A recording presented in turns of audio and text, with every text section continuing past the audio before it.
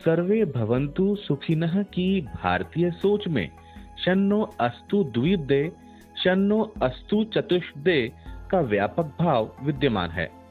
बुद्धि, विवेक और चेतना के प्रतीक मनुष्य के अधिकार ही नहीं, हम निरीह जीवों जिनमें दोपाय और चौपाय शामिल हैं, उनकी रक्षा, उनके कल्याण और अधिकारों की भी पर्याप्त चिंता करते हैं। भारत में मानवाधिकार सबसे सर्वथा सुरक्षित है।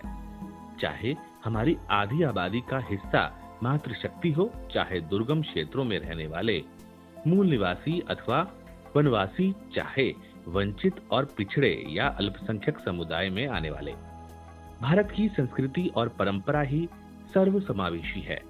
हम सबसे समता की भावना रखते हैं। 7.5 दशक की स्वाधीनता और लोकतांत्रिक व्यवस्था में संविधान में भी ऐसे प्रावधान हैं कि कोई प्रश्न खड़े नहीं कर सकता।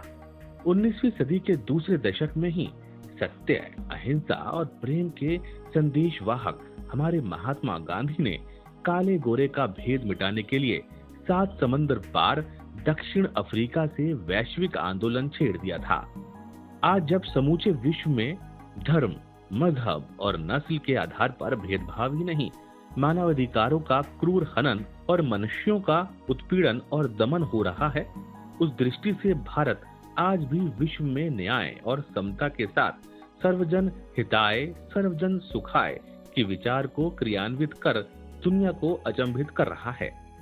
विश्व में साम्राज्यवादी विस्तार के लिए कुख्यात चीन अपने सिंजियांग प्रांत में उइगर मुसलमानों का कैसा शोषण, दमन और उत्पीड़न कर रहा है, यह किसी से छिपा नहीं है।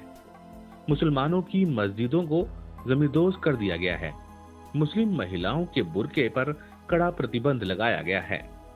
विश्व के लिए आतंक का पर्याय बन चुका पाकिस्तान भारत में मुसलमानों का रोना रोते नहीं थकता, लेकिन पाकिस्तान और बांग्लादेश में हिंदू, जैन और बौद्धों का उत्पीड़न क्या मानवाधिकार का हनन नहीं है? पाकिस्तान में जिस प्रकार छोटी छोटी हिंदू और ईसाई बच्चियों का जबरन यौन प्रताड़ना के साथ इस्लाम में कन्वर्जन किया गया है, वो दुनिया के सामने है। अफगानिस्तान के बामियान में तालिबान ने जिस प्रकार विशाल बौद्ध प्रतिमाएं ध्वस्त की, क्या वो मानवाधिकार का हनन नहीं था?